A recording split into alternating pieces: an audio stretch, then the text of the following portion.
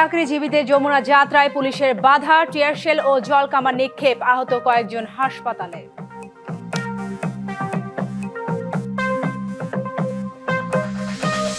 বিকেলে ইশতেহার দিচ্ছে বিএনপি, প্রাধান্য পাচ্ছে নারী ও তারুণ্যের আকাঙ্ক্ষা, রাষ্ট্র কাঠামো মেরামতে ৩১ দফায় জোর।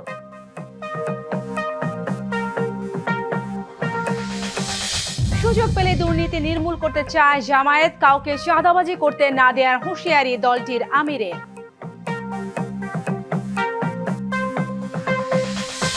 ভোটের প্রচারে তুঙ্গে দেশ, কালো টাকা ব্যবহারের অভিযোগ, ভোলায় বিএনপি জামায়াত সংঘর্ষে আহত অন্তত ৮ জন।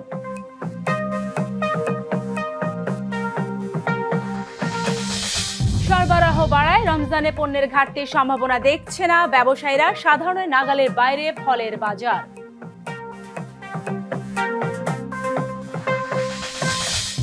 এবং চট্টগ্রাম বন্দরে ধর্মঘটে ক্ষতি ১,০০০ কোটি টাকা, কমেছে রাজস্ব আয়, থমকে গেছে দেশের অর্থনীতির লাইফলাইন। দেখছিলেন নাসির সিনটেক্স গ্রুপ সংবাদ শিরোনাম। এবারে জানাবো খবরের বিস্তারিত। আপনাদের সাথে আছি সালিহা পারভিন সাথে। নবম পে স্কেল বাস্তবায়নের দাবিতে যমুনার সামনে অবস্থান নেওয়া সরকারি কর্মকর্তা কর্মচারীদের উপর লাঠিচার্জ, টিয়ারশেল ও জলকামান ছুড়েছে পুলিশ। এতে আহত হয়েছেন কয়েকজন। আন্দোলনকারীরা বাধা পেরিয়ে যমুনার দিকে যেতে চাইলে তাদের উপর চড়াও হয় পুলিশ। পরে সরকারি চাকরিজীবীরা সড়ক ছেড়ে দিলে স্বাভাবিক হয় ওই এলাকার যান চলাচল।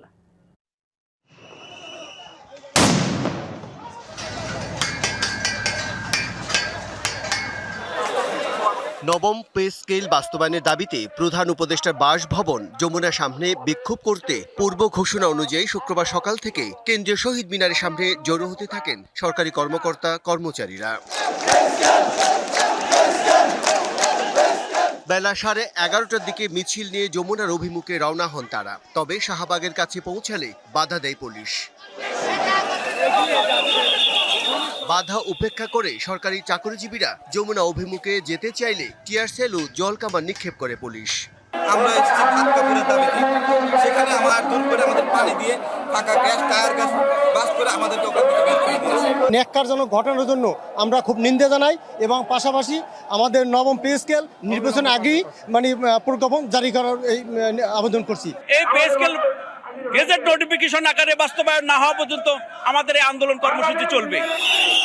পরে যমুনার সামনে গেলে বিক্ষোভকারীদের আবারও সরে দিতে চায় পুলিশ, কিন্তু তারা সেখান থেকে সরে যেতে না চাইলে ফের লাঠিচার্জ এবং এক পর্যায়ে টিয়ারশেল ছোড়া হয়। পে স্কেলের অন্তত এই সরকার পে স্কেলের গেজেটটা প্রকাশ করে যাক, পরবর্তী সরকার এসে যাতে বাস্তবায়ন করে, আমরা অন্তত এইটুক চাচ্ছি। প্রধান উপদেষ্টার কাছে আমাদের আকুলা আবেদন যে উনি চলে যাওয়ার আগে আমাদেরকে একটা সুখবর দিয়ে যাক, গেজেট পাস করে যাক, এটাই আমরা চাই। এতে বিক্ষোভকারীদের কয়েকজন আহত হন এবং অন্তত 6 জনকে ভর্তি করা হয় ঢাকা মেডিকেল কলেজ হাসপাতালে। পরে পুলিশ জানিয়েছে আইন শৃঙ্খলার যেন কোনো অবনতি না ঘটে সে ব্যাপারে সতর্ক তারা। বিক্ষোভকারীদের দাবি বর্তমান সরকারকেই পে স্কেল ঘোষণা করতে হবে। Bijan Kumar Das, DBC news, Dhaka. নবম পে স্কেল বাস্তবায়নের দাবিতে আন্দোলনরত সরকারি চাকরিজীবীরা সড়ক ছেড়েছে। দর্শক এ বিষয়ে আরো জানাতে হোটেল ইন্টারকন্টিনেন্টাল এলাকা থেকে আমাদের সাথে সরাসরি যুক্ত হচ্ছেন সহকর্মী রাকিব হোসেন।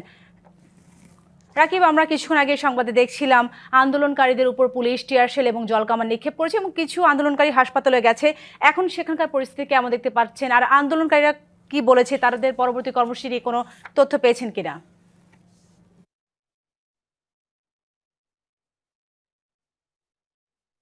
দেখেন, 3 ঘন্টা ধরে আন্দোলনকারীদের সঙ্গে পুলিশের কিন্তু ঝামেলা চলে এবং এক পর্যায়ে কিন্তু পুলিশ টিয়ারশেল এবং রাবার বুলেট জলকামান নিক্ষেপ করে আন্দোলনকারীদের সরিয়ে দেয়। পুরো যমুনা অভিমুখে তারা যখন যাত্রা করে দুপুরে, তখন তাদের সরিয়ে দেয় এবং সেখান থেকে তারা ইন্টারকন্টিনেন্টালের সামনে আসে এবং ইন্টারকন্টিনেন্টালের সামনে আসার পর তাদের সেখান থেকে সরিয়ে দেয় পুলিশ।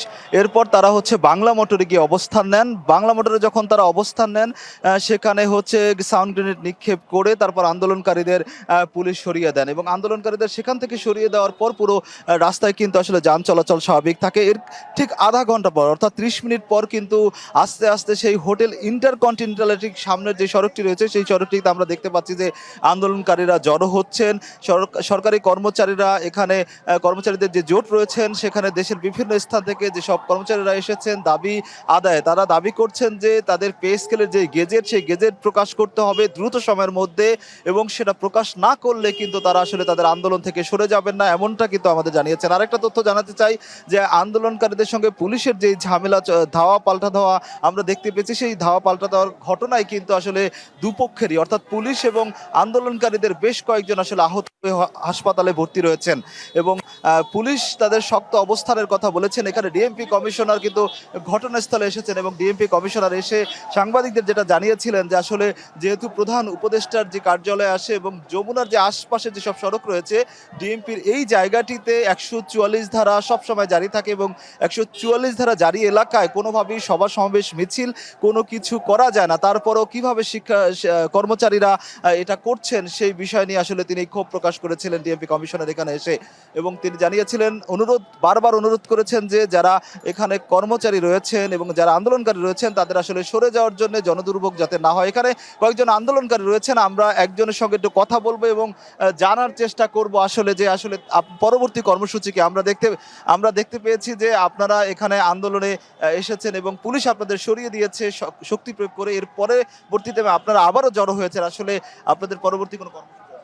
আমাদের পরবর্তী কর্মসূচি আমাদের যে সিনিয়র সমন্বয়ক আছে ওনারা শহীদ মিনার থেকে হয়তো ঘোষণা দিবে, যা ঘোষণা দেয় আমরা পুরাটাই সে অক্ষরে অক্ষরে পালন করব এবং আমাদের হইলো যদি আমাদেরকে পে স্কেল না দেয় তাহলে আমরা নির্বাচনে আমরা ডিউটি করব না।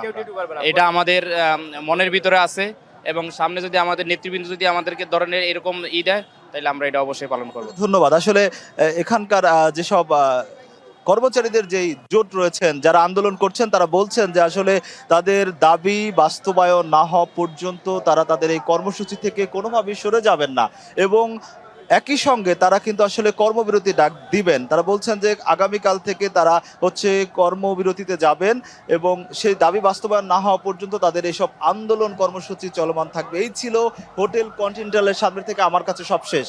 অসংখ্য ধন্যবাদ আপনাকে। ত্রয়োদশ জাতীয় সংসদ নির্বাচন সামনে রেখে নির্বাচনী ইশতেহার ঘোষণা করবে বিএনপি। রাজধানীর একটি হোটেলে বিকেলে দলের চেয়ারম্যান তারেক রহমানের নেতৃত্বে এই ইশতেহার ঘোষণা করতে যাচ্ছে দলটি, যেখানে প্রাধান্য দেওয়া হয়েছে নারী ও তারুণ্যের আকাঙ্ক্ষা ও জুলাই জাতীয় সনদের সমন্বয়কে। ইশতেহার তৈরি করা হয়েছে রাষ্ট্র কাঠামো মেরামতে বিএনপির 31 দফা এবং 27 দফাকে গুরুত্ব দিয়ে। ভোটারদের আকৃষ্ট করতে নির্বাচনী ইশতেহার ঘোষণা রাজনৈতিক দলগুলোর পুরনো রেওয়াজ।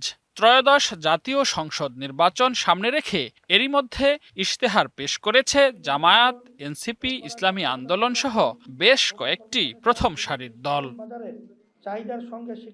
শুক্রবার নির্বাচনী ইশতেহার ঘোষণা করতে যাচ্ছে দেশের বৃহত্তম রাজনৈতিক দল বিএনপি। ইশতেহারে ফ্যামিলি কার্ড, কৃষি কার্ড, শিক্ষা, স্বাস্থ্য, কর্মসংস্থান, পরিবেশ এবং খতিব, ইমাম, মুয়াজ্জিনদের মাসিক সম্মানীসহ জনমুখী ইস্যুকে প্রাধান্য দেওয়া হয়েছে। আমরা সত্য, ন্যায় এবং ধানের শীষের আমরা বিজয় ঘটাতে সম্পূর্ণ নিশ্চিত হব। দলটির ইশতেহারে গুরুত্ব দেওয়া হয়েছে নারী এবং তারুণ্যের আকাঙ্ক্ষাকে।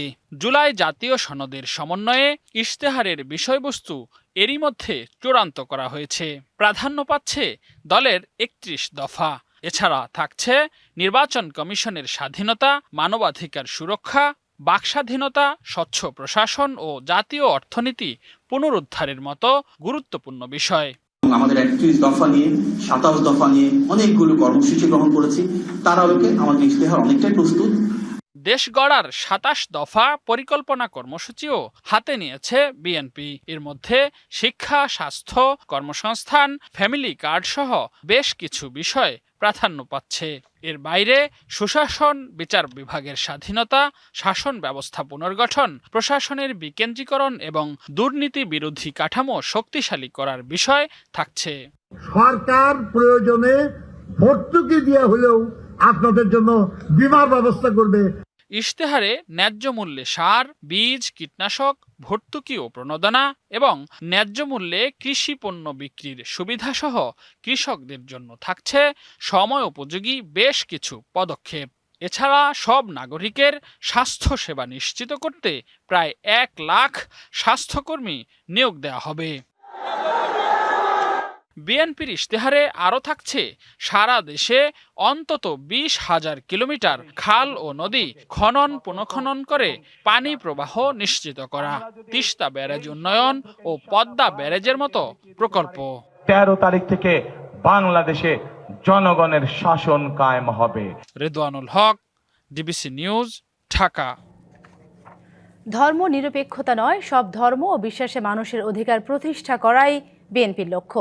দলের এই অবস্থান স্পষ্ট করলেন মহাসচিব মির্জা ফখরুল ইসলাম আলমগীর।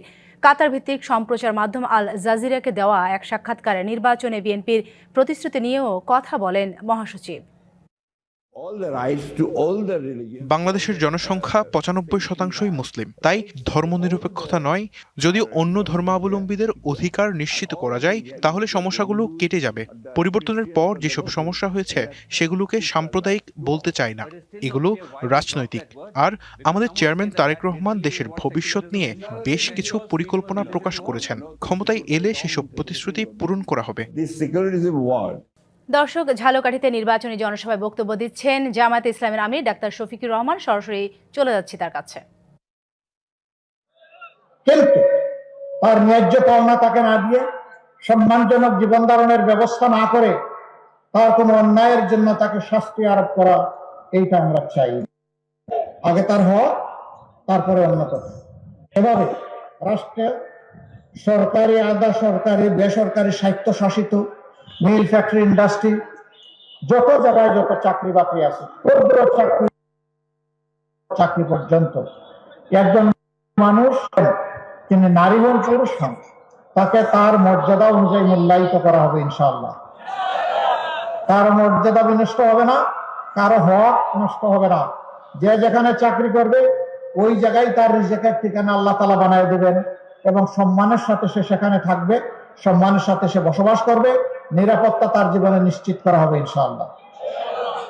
সম্মানিত, এগিয়ে আসছে ভোটের দিন, পাল্লা দিয়ে বাড়ছে প্রচারণার গতি। ব্যানার ফেস্টুনে ঢেকে গেছে রাজধানীর আকাশ। নানা প্রতিশ্রুতির স্লোগান আর গানের সুরে মাতোয়ারা গলি থেকে রাজপথ। ছুটির দিনে সকাল থেকে রাজধানীর বিভিন্ন আসনে প্রচারণা চালাচ্ছেন প্রার্থীরা। প্রার্থীদের প্রচারণার এই দৃশ্য এখন সারা দেশেই, রাজধানীও তার ব্যতিক্রম নয়। পাড়া মহল্লা, অলিগলি চষে বেরিয়ে মানুষের কাছে যাচ্ছেন প্রার্থীরা, শুনছেন সমস্যা, দিচ্ছেন প্রতিশ্রুতি, বিনিময়ে চাইছেন ভোট। ছুটির দিনে সকালে ঢাকা ৯ আসনে বিএনপি মনোনীত প্রার্থী হাবিবুর রশিদ হাবিব উত্তর বাসাবো এলাকায় গণসংযোগ করেন, অংশ নেন উঠান বৈঠকেও। এবং এই এলাকার মানুষ সেটাই মনে করছে যে দীর্ঘ অনেক বছর পর কোনো একটা বড় দল থেকে তাদের এলাকার সন্তান নমিনেশন পেয়েছে, সুতরাং তাকে যদি বিজয়ী করা যায় তাহলে আমরা সবাই মিলেই একসঙ্গে এই কাজগুলি এগিয়ে নিতে পারবো। এদিকে ঢাকা 11 আসনের বিএনপি মনোনীত প্রার্থী এম এ কাইয়ুম রাজধানীর ভাটারা বাড়িধারা এলাকায় তার কর্মী সমর্থকদের সঙ্গে বৈঠক করেছেন। আগামীতে ধানের শীষকে বিজয়ী করার আহ্বানও জানান বিএনপির এ প্রার্থী। 12 ফেব্রুয়ারি আমি বলবো যে আপনারা 17 বছর পর ভোটের অধিকারটা ফিরে পেয়েছেন, ভোট দিতে আসেন এবং ধানের শীষের পক্ষে দেন। দলীয় প্রার্থীদের পাশাপাশি স্বতন্ত্র প্রার্থীরাও ছুটছেন ভোটারদের কাছে। শুক্রবার সকাল থেকেই প্রচারণায় নামেন ঢাকা 12 আসনে স্বতন্ত্র প্রার্থী সাইফুল আলম নীরব। তেজগাঁওয়ে বিভিন্ন এলাকায় জনসংযোগ করেন। এলাকার জনগণ বিমান ধর কিছু নাই, আমাকে ইনশাআল্লাহ এই মাটির সন্তান হিসেবে আগামী 12 তারিখ ফুটবল আমাকে ভোট দিয়ে ইনশাআল্লাহ আমাকে জয়। প্রার্থীদের সাথে সাথে ভোটাররাও মেলাচ্ছেন নানা সমীকরণ। সব মিলিয়ে দেশ জুড়ে চলছে নির্বাচনের ক্ষণগণনা। Tahsina Jesy, DBC news, Dhaka. এই মুহূর্তে ঢাকা 13 আসনে জনসংযোগ করছেন ধানের শীষের প্রার্থী ববি হাজ্জাজ। বিস্তারিত জানাতে রাজধানীর আদাবর থেকে সরাসরি যুক্ত হচ্ছেন সহকর্মী আরিফুল ইসলাম। আরিফিন, জাতীয় সংসদ নির্বাচনে আর মাত্র কয়েকটি দিন বাকি, এই শেষ সময়ে এসে প্রার্থীরা কি বলছেন, তারা কি বিশেষ প্রতিশ্রুতি দিচ্ছেন ভোটারদের? আর আজকে তো ছুটির দিন, ছুটির দিনে কেমন দেখছেন নির্বাচনী প্রচারণা?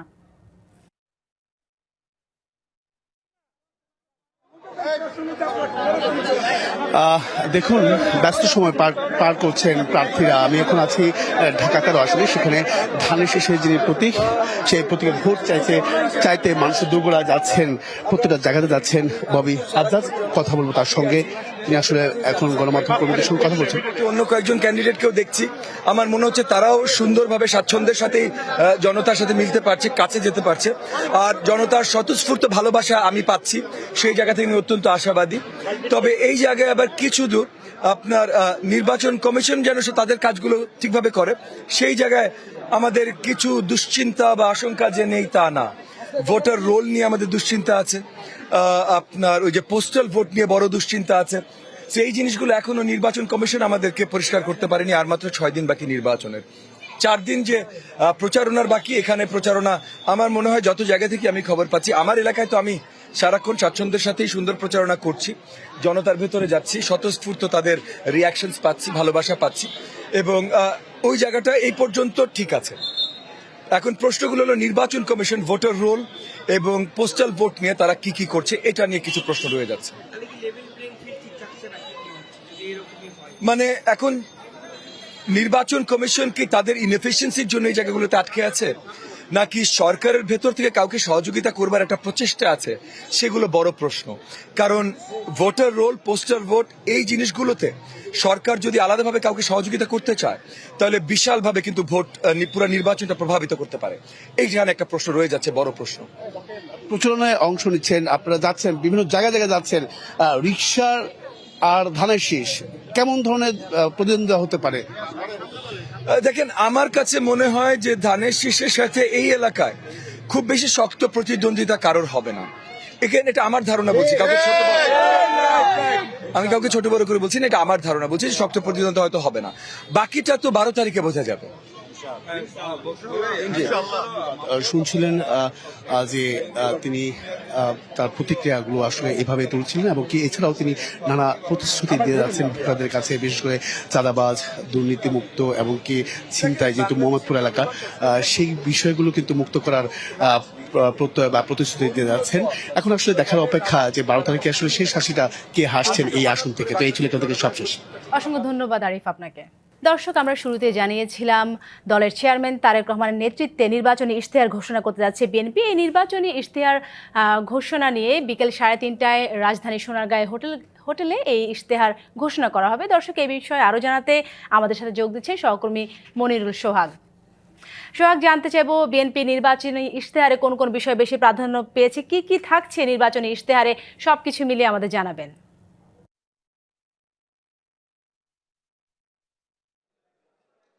আপনি জানেন যে নির্বাচনে কিন্তু আর মাত্র কয়েকদিন বাকি রয়েছে, এবং এই শেষ মুহূর্তে এসে নির্বাচনী ইশতেহার খুবই গুরুত্বপূর্ণ হয়ে উঠছে। এটি প্রার্থী যারা রাজনৈতিক দল এবং যারা ভোটার, তাদের সবার জন্য, অর্থাৎ ভোটারের ইশতেহার দেখেই কিন্তু তাদের ভোটের যে বিষয়, সেই বিষয়ে সিদ্ধান্ত নেবেন অনেক ক্ষেত্রে। এবং সাধারণ ভোটার মূলত যারা রয়েছেন, যারা একেবারে দলীয় কর্মী বা দলীয় সমর্থক নন, এর বাইরে যারা সাধারণ ভোটার রয়েছেন, তাদের ক্ষেত্রে আসলে এই ইশতেহার খুবই গুরুত্বপূর্ণ। এবং বিএনপি আজকে ইশতেহার ঘোষণা করতে যাচ্ছে 3:30টায়। আসলে দলের চেয়ারম্যান তারেক রহমান তিনি ঘোষণা করার কথা রয়েছে তার এই ইশতেহার। এখানে আসলে বেশ কিছু বিষয় রয়েছে, সেখানে 9টি মোটা দাগের কিন্তু প্রতিশ্রুতি রয়েছে। প্রান্তিক ও নির্ভর পরিবারকে সুরক্ষা দেওয়ার বিষয় রয়েছে, কৃষকের উৎপাদিত ফসলের ন্যায্য মূল্য নিশ্চিতের বিষয় রয়েছে, দুর্নীতিমুক্ত মানবিক স্বাস্থ্যসেবা গড়ে তোলার বিষয় রয়েছে, আনন্দময় কর্মমুখী শিক্ষা ব্যবস্থার বিষয় রয়েছে, তরুণদের ভবিষ্যৎ নিশ্চিত করার জন্য কর্মসংস্থানের বিষয় রয়েছে, ক্রীড়াকে পেশা ও জীবিকার মাধ্যমে পেশা হিসেবে গড়ে তোলার যে বিষয় সেটি এখানে রয়েছে, পরিবেশ রক্ষা, জলবায়ু সহনশীলতার বিষয় রয়েছে, ধর্মীয় সামাজিক সম্প্রীতি সুদৃঢ় করার বিষয় রয়েছে, ডিজিটাল অর্থনীতি, বৈশ্বিক সংযোগ বাড়ানোর বিষয়গুলো রয়েছে। অর্থাৎ বিএনপি বলছে এই ইশতেহার শুধু একটি প্রতিশ্রুতি নয়, এটি একটি নতুন সামাজিক ও রাষ্ট্রীয় চুক্তির ঘোষণা। এবং পাশাপাশি বিএনপির 31 দফা যে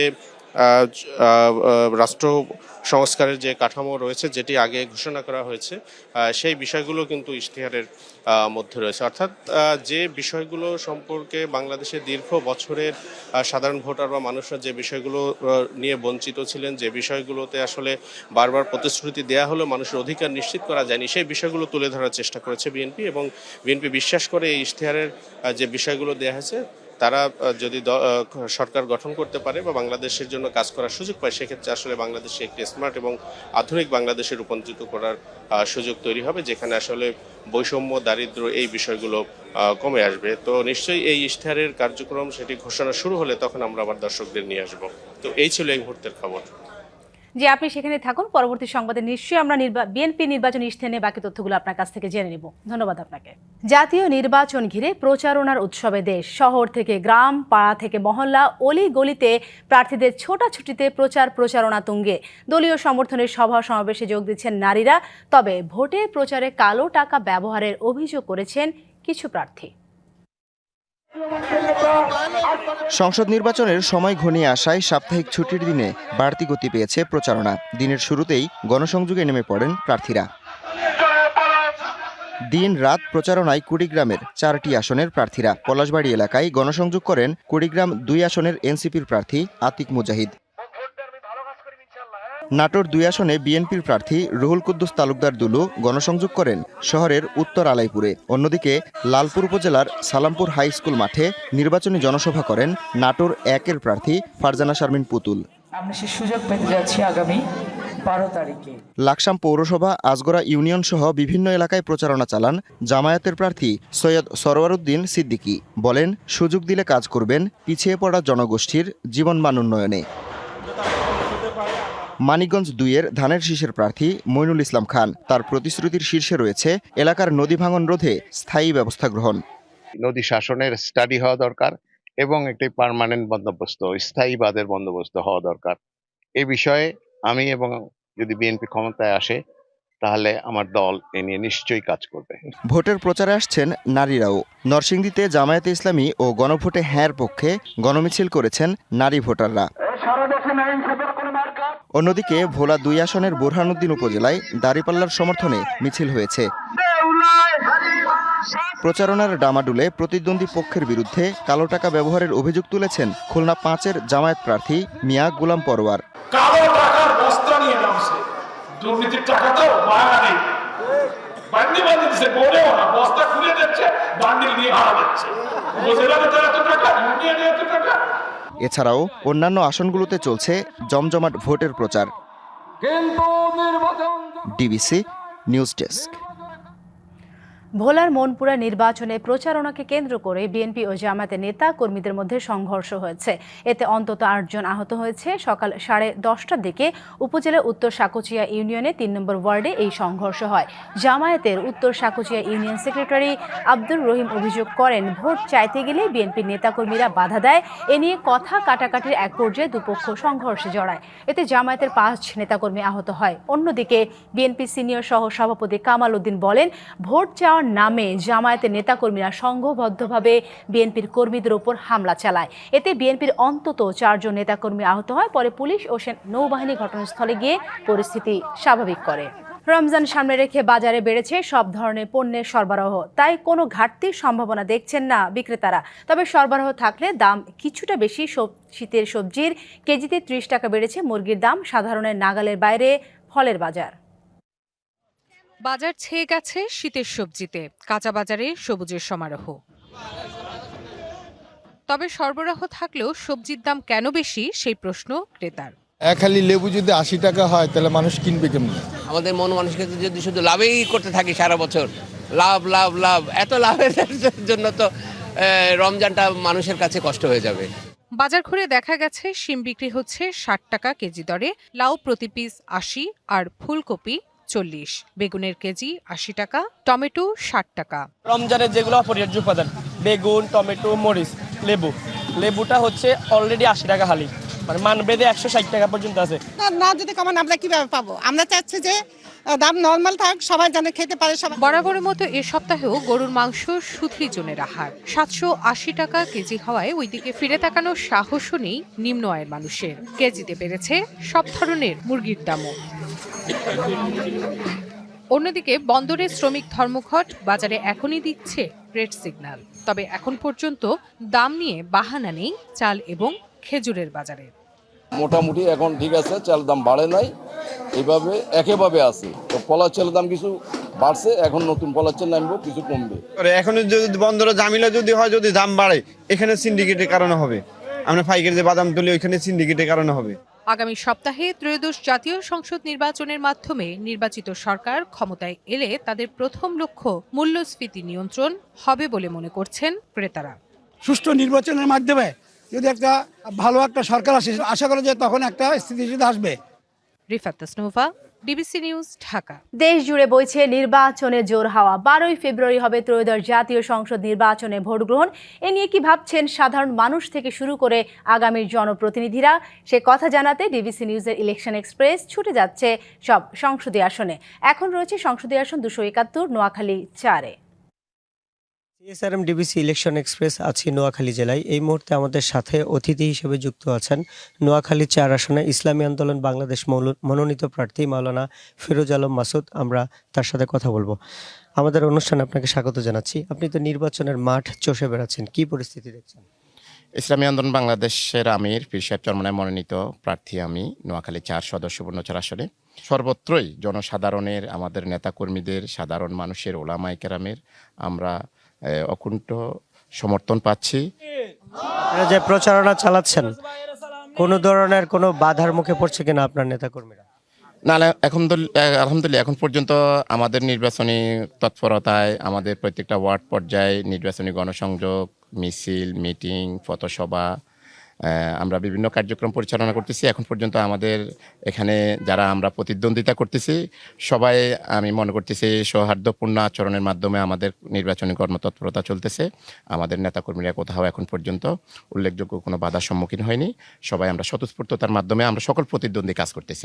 প্রশাসনের পক্ষ থেকে কেমন সহযোগিতা? প্রশাসনের পক্ষ থেকে আসলে এখন পর্যন্ত আমরা কোনো সংকটে পড়ি নাই, তো যার কারণে প্রশাসনের সহযোগিতা পাওয়া না পাওয়ার বিষয় আসে নাই। আমরা আশাবাদী আমাদের প্রশাসন, নোয়াখালী জেলা প্রশাসন নিরপেক্ষতা। নির্বাচন করছেন, একইভাবে অন্যরাও নির্বাচন করছে, নির্বাচনের লড়াই কেমন জমবে আপনার এই আসনে? আলহামদুলিল্লাহ এখানে আমি আশাবাদী আমাদের প্রতিদ্বন্দ্বিতা হবে, খুব শক্ত প্রতিদ্বন্দ্বিতা হচ্ছে। আমরা কাউকে ছোট করে কাউকে বড় করে দেখতেছি না। আমরা আশাবাদী এই নোয়াখালী সদর সুবর্ণচরের আসনের সাধারণ নাগরিক আমাদের হাত পাকার পক্ষে একটা গণজাগরণ সৃষ্টি হয়েছে। আমাদের এখানে আমাদের জেলা শহর থেকে শুরু করে আমাদের জলাবদ্ধতা, বন্যা, এই বিষয়গুলো আমাদের কাছে খুব বেশি পীড়া দেয়।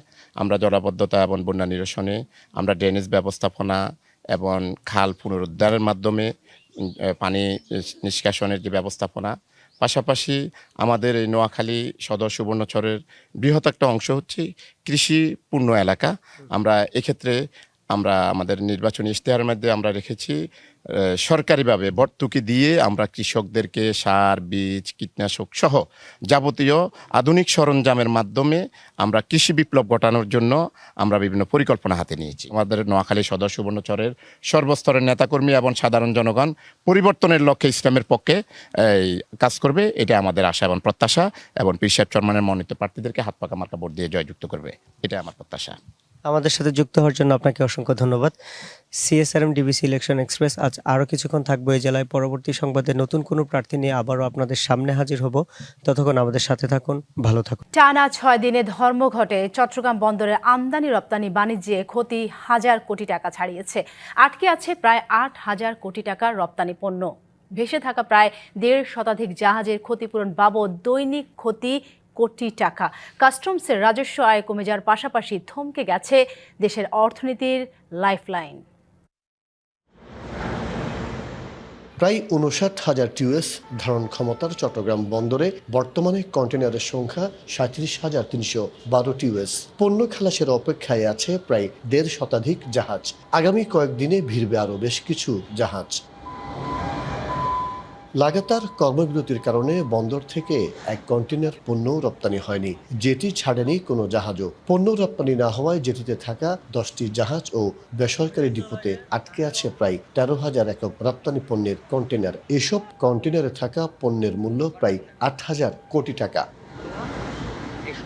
আন্দোলন কর্মসূচি রবিবার থেকে আবার শুরু হলে রমজানের আগে জাহাজ জট তীব্র হওয়ার শঙ্কা সংশ্লিষ্টদের। তবে অচলাবস্থা নিরসনে সরকার কার্যকর কোনো পদক্ষেপ নেয়নি বলে দাবি ব্যবসায়ীদের। 30 থেকে 35 লাখ টাকা করে অ্যাভারেজ এভরিডে আমরা ক্ষতির সম্মুখীন হয়েছি, যার জন্য আগামীতে এই ঈদের সময় শ্রমিকদের বোনাস এবং বেতন আমাদেরকে পে করাটা আমাদের জন্য খুব কষ্ট হয়ে দাঁড়াবে। এই যে পণ্যটা যদি এখন থেকে জাহাজ চলাচল শুরু করে এবং এই 12,000 কন্টেনারের সাথে কিন্তু আমাদের যে আরও নতুন করে যে কন্টেনারগুলো জড়ো হবে, এগুলো কিন্তু ট্রান্সশিপমেন্ট পয়েন্টে যে এগুলো কিন্তু একটা বিশাল স্তূপ আকার ধারণ করবে। টানা 6 দিনের কর্মসূচিতে কত ক্ষতি হয়েছে তা অনুসন্ধানে সরকার কাজ শুরু করেছে জানান নৌ পরিবহন উপদেষ্টা। যেটা আর্থিক ক্ষতি যেটা হয়েছে সেটা দায় দায়িত্ব কে নেবে এটাও নিরূপণ করতে হবে, কিন্তু এটা নিয়েও আমার মনে হয় গভর্নমেন্টকে আমি বলবো যে they have to fact finding মিশনে চলে যেতে হবে।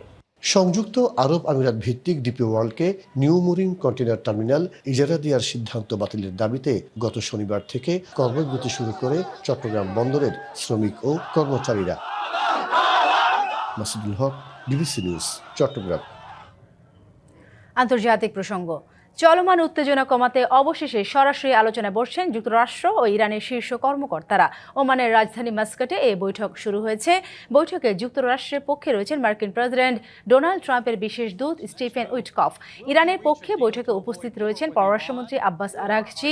দুই দেশের মধ্যে সামরিক সংঘাতের আশঙ্কা যখন কেবলই বাড়ছে, তখন এই বৈঠকের দিকে তাকিয়ে আন্তর্জাতিক সম্প্রদায়। মূলত ওমানের মধ্যস্থতায় দুই দেশের শীর্ষ পর্যায়ের প্রতিনিধিদের মধ্যে সরাসরি এই বৈঠককে গুরুত্বপূর্ণ কূটনৈতিক উদ্যোগ হিসেবে দেখা হচ্ছে।